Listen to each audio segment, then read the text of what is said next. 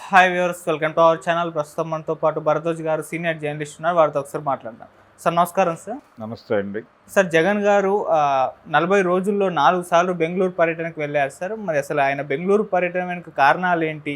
ఇక్కడ ఉండి active politics చేయొచ్చు కదా, తన పార్టీని కాపాడుకోవచ్చు కదా. ఈ నేపథ్యంలో అసలు ఏపీలో ఉండకుండా బెంగళూరులో వెళ్ళి తలదాచుకోవడం ఏంటి అని చెప్పేసి వాళ్ళ క్యాడర్లో కూడా కాస్త అసంతృప్తి అయితే వ్యక్తం అవుతుంది సార్. మరి మీరేం చెప్తారు? ఆయన బెంగళూరు టూర్ వెనుకున్న కారణం ఏంటి? అంటే బెంగళూరు ఎందుకు వెళ్తున్నాడు అనే దాని మీద ఆల్రెడీ డిస్కషన్ మొదలైపోయింది. ఈరోజు ఆయన బెంగళూరు వెళ్ళారు మరొకసారి. అయితే ఆయన బెంగళూరు జగన్మోహన్ రెడ్డి అనే స్టోరీ ఇప్పటిది కాదు. అది జగన్మోహన్ రెడ్డి గారు తన వ్యాపార కార్యక్రమాలు ప్రారంభించిందే బెంగళూరులో. ఆయన పవర్ ప్రాజెక్ట్ ఒకటి చేశాడు ఆ రోజుల్లో. దానికి వైఎస్ రాజశేఖర రెడ్డి గారు షూరిటీ సంతకం పెట్టాడు. ఆయన షూరిటీ సంతకం పెట్టడం మీద అసెంబ్లీలో తెలుగుదేశం పార్టీ చాలా పెద్ద ఎత్తున గొడవ చేసింది ఆ రోజుల్లో.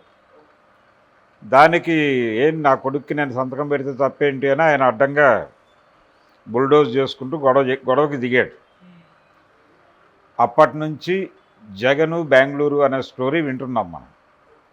సో ఆయన అక్కడ ఒక ప్యాలెస్ కట్టుకున్నారు ఎయిర్పోర్ట్ దగ్గరలోనే.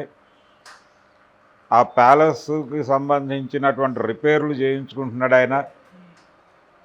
ఇంకా ఆయన పర్మనెంట్గా అక్కడే ఉంటాడు, ఆ ప్యాలెస్కే పరిమితం అవుతాడు.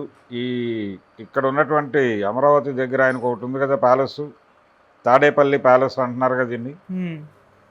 ఈ తాడేపల్లి ప్యాలెస్ నుంచి అక్కడికి షిఫ్ట్ అయిపోతున్నాడు. కారణం ఇక్కడ క్యాడర్ తీవ్రమైనటువంటి అసంతృప్తితో ఉందని, అలాగే ఆయన రోడ్డు మీదకి వస్తే ఎవరిని చూసినా ఆయనకు అనుమానంగా ఉందని, ఇలా రకరకాల వ్యాఖ్యానాలు తెలుగుదేశం పార్టీ నుంచి వినిపిస్తున్నాయి. అంటే వాళ్ళు ఓపెన్ డిబేట్స్లో మాట్లాడుతున్నారు. దీంతో పాటు ఆయన లెక్కలు చూసుకోవడానికి వెళ్తున్నాడు అనేది ఒక ఆరోపణ.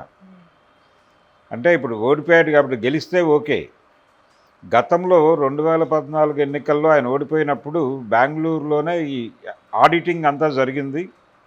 ఎలక్షన్ ఖర్చులకు సంబంధించిన ఆడిటింగ్ అంతా అక్కడే జరిగింది. ఆడిటింగ్ సందర్భంగా ఒక నాయకుడు సరైన లెక్కలు చూపించలేదని ఆయన అదే ప్యాలెస్లో కొట్టారని, జగన్మోహన్ రెడ్డి నేరుగా చేయి చేసుకున్నాడని కూడా ఒక కథనం ప్రచారంలో ఉంది. తెలుగుదేశం సోషల్ మీడియా సర్కిల్స్లో అది సర్క్యులేట్ అవుతోంది.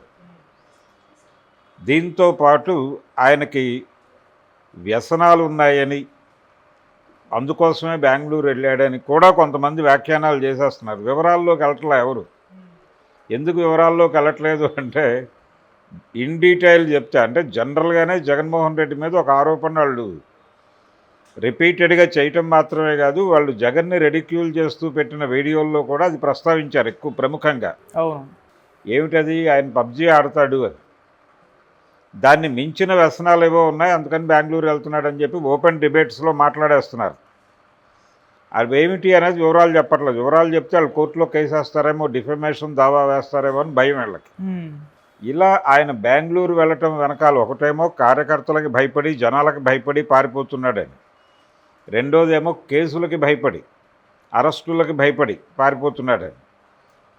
ఆయన బెంగళూరు వెళ్ళటానికి ముందు నిన్న విజయవాడ పాస్పోర్ట్ ఆఫీస్కి వెళ్ళి రెన్యువల్ చేసుకున్నారు.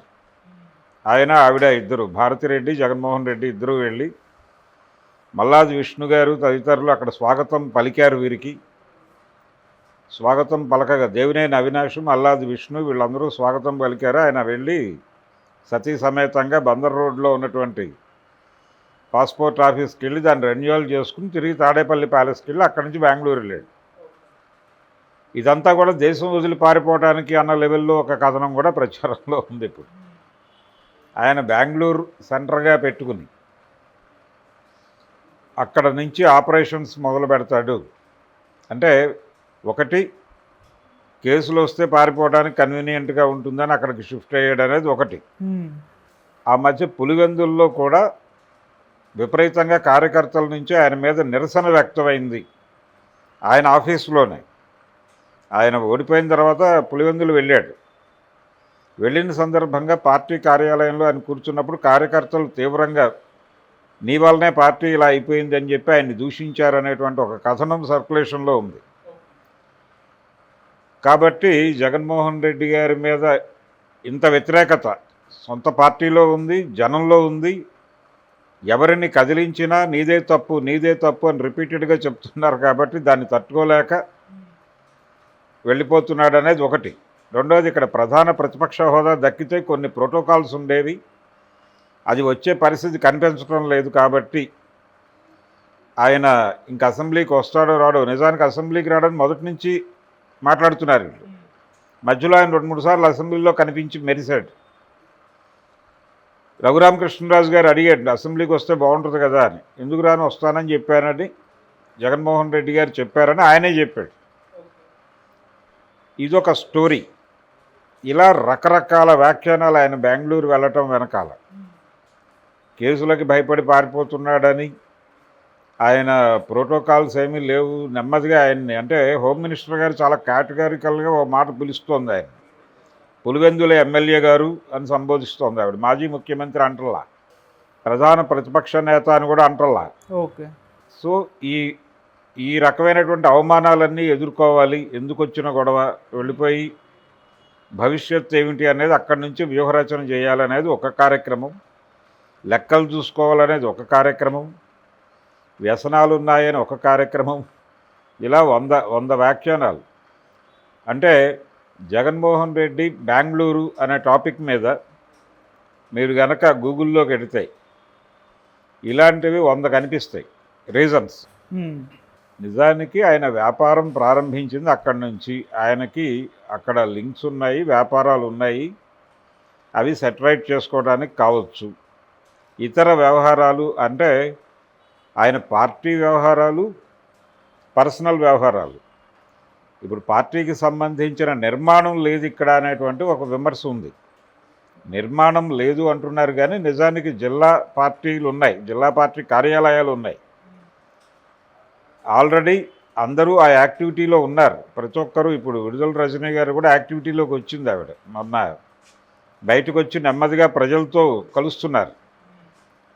దీంతో పాటు చాలా స్పష్టంగా ఒక విషయం చెప్పాలి ఇక్కడ. అంటే జగన్మోహన్ రెడ్డిని ప్రజలు నిజంగానే తిరస్కరించారా, వీళ్ళు చెప్తున్నట్టుగా తిరస్కరించారా అంటే తిరస్కరించినట్టుగా కనిపించటం లేదు పరిస్థితి. తిరస్కరించినట్టుగా ఎందుకు కనిపించటం లేదు అంటే ఆయనకి 40% ఓటు బ్యాంక్ సెక్యూర్ అయి ఉండటం ఒకటే కాదు, దాంతోపాటు ఈ ఈవీఎం ట్యాంపరింగు తదితర వ్యవహారాల్లో కూడా కొంత అథెంటిక్ సమాచారాలే వస్తున్నాయి. అంటే మేనేజ్మెంట్ జరిగింది, మిషన్ మేనేజ్మెంట్ జరిగింది, కొంత యాంత్రిక విజయం కూడా తోడ్పడింది దీనిలో. భారతీయ జనతా పార్టీ వ్యూహరచనలో భాగంగా ఒరిస్సాలోనూ అలాగే ఆంధ్రప్రదేశ్లోనూ ఒక ప్రయోగం చేశారు వాళ్ళు, అది వర్కౌట్ అయింది అనే దానికి సంబంధించి అధికారికంగానే చాలా సమాచారం బయటకు వచ్చింది. ఓకే. వీటన్నిటినీ బేరీజు వేసి చూస్తే, రెండోది వాళ్ళు ఓడిపోయింది కూడా చాలా చోట్ల 30,000 లాగా ఓడిపోయారు. కాబట్టి జగన్మోహన్ రెడ్డిని పూర్తిగా ప్రజలంటే భయపడి పారిపోయేంత వ్యతిరేకత ప్రజల్లో ఉంది అని అనుకోవడానికి ఆస్కారం లేదు. వీళ్ళంటే విపరీతమైన ప్రేమ ఉంది అనుకోవడానికి ఆస్కారం లేదు. ఓకే. ఒకటి, ఆయన జనాలనే కాదు వ్యవస్థల్ని బైపాస్ చేశాడు. ఆయన తాలూకా లోపాలు కొన్ని ఉన్నాయి, ఆ లోపాలను అంగీకరించడానికి ఆయన సిద్ధంగా లేడు, అదొక వేరే గొడవ. రెండోది, రిపీటెడ్గా ఆయన చెల్లెలు ఇప్పుడు గతంలో ఇప్పుడు చెల్లెలు మాత్రమే దాడి చేస్తోంది. ఒక చెల్లెలు షర్మిల. సునీతారెడ్డి గారు ఏమైపోయారో తెలియదు. ఎన్నికల తర్వాత ఆవిడ కనిపించడం మానేశారు ప్రపంచానికి. గత 3 నెలల నుంచి ఆవిడ ఎక్కడా లేరు, ఏం చేస్తున్నారో కూడా తెలియదు. ఇప్పుడు వీరు ఏమయ్యారు అని చెప్పి ఒక స్టోరీ చేసుకోవచ్చు దాని మీద.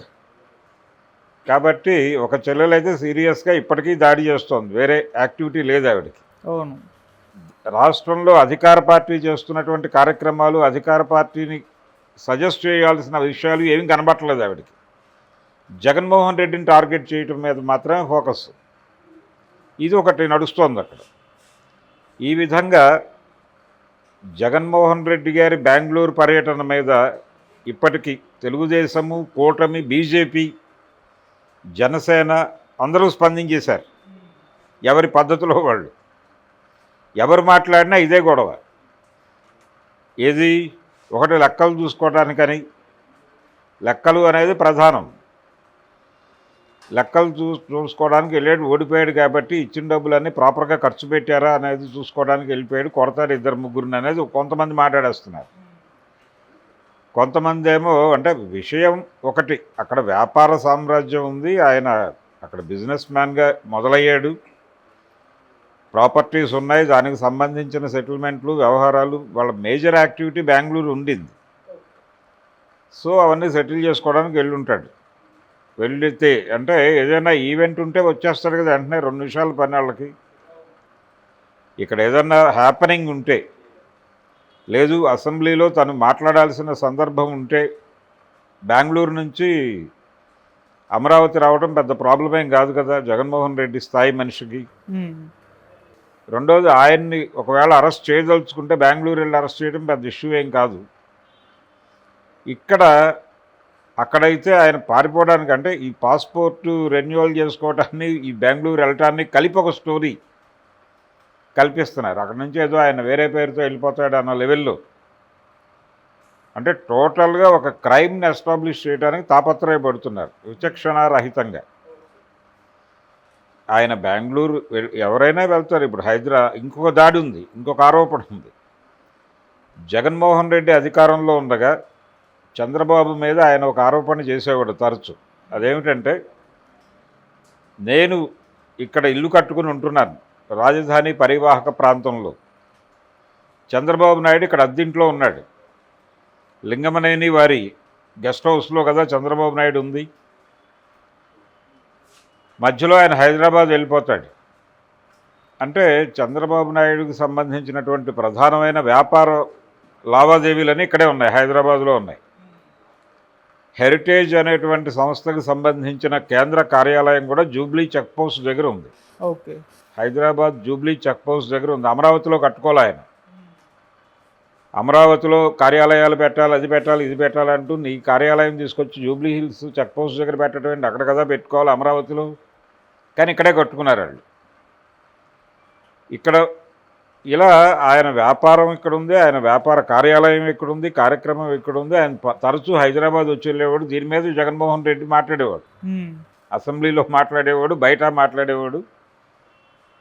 అప్పుడు ఎలాగైతే ఆయన మాట్లాడేవాడో ఇప్పుడు జగన్ ఎందుకు బెంగళూరు వెళ్తున్నాడు, అప్పుడు చంద్రబాబు ఎందుకు హైదరాబాద్ వెళ్తున్నాడు అనేది ఇష్యూ. ఇప్పుడు చంద్రబాబు ఎందుకు హైదరాబాద్ వెళ్తున్నాడు అనేది అప్పుడు ఇష్యూ అయితే, ఇప్పుడు జగన్మోహన్ రెడ్డి ఎందుకు బెంగళూరు వెళ్తున్నాడు అనేది ఇష్యూ. దీన్ని కూడా నువ్వు అప్పుడు ఎందుకు చంద్రబాబుని పదే పదే విమర్శించావు, ఇప్పుడు నువ్వు చేస్తోంది ఏమిటి అని కొంతమంది తెలుగుదేశం నాయకులు మాట్లాడుతున్నారు. కాబట్టి ఆయన బెంగళూరు వెళ్ళటం అనేది పెద్ద వింతైన విచిత్రమైన విషయం కాదు, అది ఇక్కడే ఉంది. అంతా కలిపి ఆయన బెంగళూరులో బయలుదేరితే గంటలో అక్కడ అసెంబ్లీలో కానీ ఇంకెక్కడైనా కానీ ఉండగలడు. ఇది పారిపోవడానికి, రకరకాల వ్యాఖ్యానాలు చేసుకోవడానికి ఒక అవకాశం కల్పిస్తున్నాడు అంతే ఆయన. సో ఆ మేరకు ఎవరి ఆనందం, ఎవరి తృప్తి వారు పొందేయచ్చు. దానికి అవకాశం కల్పించినందుకు ఏదో టైంలో జగన్మోహన్ రెడ్డికి థ్యాంక్స్ చెప్పుకోవాలి. జగన్మోహన్ రెడ్డి నుంచి ఇతరత్రా జరిగిన లోపాలు, ఇతరత్రా జరిగిన తప్పులు ఏవైనా ఉంటే దాని మీద మాట్లాడుకోవచ్చు. బెంగళూరు ఎందుకు వెళ్ళాడు, లేకపోతే ఆయన వ్యసనాలు, ఇవన్నీ ఇష్యూసా? దీని మీద చాలా ఓపెన్గా శాటిలైట్ ఛానల్స్లోనే కూర్చుని మాట్లాడేస్తున్నారు వ్యసనాలు ఉన్నాయి ఆయనకి. ఎలా అర్థం చేసుకోవాలి వీళ్ళ పరిస్థితిని? అంత చిరాకు ఎందుకు వస్తుంది వీళ్ళకి అంటే, ఆయన ఉనికిని భరించలేని పరిస్థితి ఏదో ఉంది. ఓకే, ఆయన ఉనికిని భరించలేక, అంటే ఆ పార్టీ కాంగ్రెస్లో మెర్జ్ అయిపోయినా పర్వాలేదు, వీళ్ళకి మెర్జ్ అయిపోయి ఆయన విలీనం అయిపోయినా పర్వాలేదు, ఆనందమే.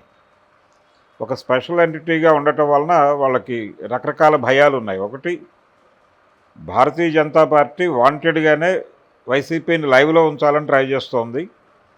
ఒకటి లోకల్గా కాంగ్రెస్ పార్టీ లేవకుండా చేయటానికి, రెండోది చంద్రబాబు నాయుడు నోరెత్తకుండా చేయటానికి. ఈ 2 పనులు చేయటానికి జగన్మోహన్ రెడ్డిని లైవ్లో వాంటెడ్గా బీజేపీ ఉంచుతోంది అనే అభిప్రాయం తెలుగుదేశంలో ఉంది. అందుకని అదేదో ఇంట్లో ఉన్న తోడుకోడలతో గొడవకి